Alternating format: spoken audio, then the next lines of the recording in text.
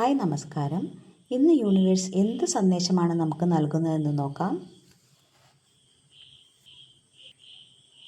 ഇവിടെ ആദ്യ കാർഡ് കിട്ടിയിരിക്കുന്നത് ദി വീൽ ഓഫ് ഫോർച്യൂൺ. ഈ കാർഡ് ഭാഗ്യചക്രം തിരിയുന്നതാണ് സൂചിപ്പിക്കുന്നത്. ജീവിതത്തിൽ പുതിയ അധ്യായങ്ങൾ ആരംഭിക്കാൻ ഒരു അനുകൂല സമയമാണ്. ഭാഗ്യം നിങ്ങളിലേക്ക് തിരിയുകയാണ്. പെട്ടെന്ന് മാറ്റങ്ങൾ സംഭവിക്കുന്നു.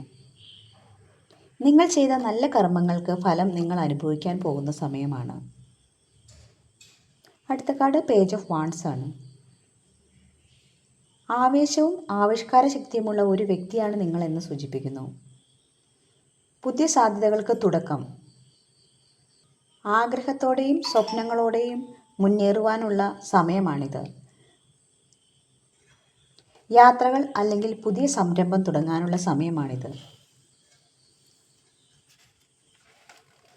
അടുത്ത കാർഡ് 9 ഓഫ് കപ്സ്. ആഗ്രഹങ്ങൾ പൂർത്തിയാകുന്നു എന്നാണ് ഈ കാർഡ് കാണിക്കുന്നത്. നിങ്ങൾ ആഗ്രഹിച്ച കാര്യങ്ങൾ ഉടൻ തന്നെ സംഭവിക്കാൻ സാധ്യതയുണ്ട്.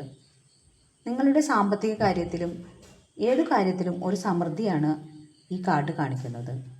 നിങ്ങളുടെ ജീവിതത്തിൽ ഭാഗ്യത്തിൻ്റെ കാലചക്രം നിങ്ങളിലേക്ക് വരുന്നു.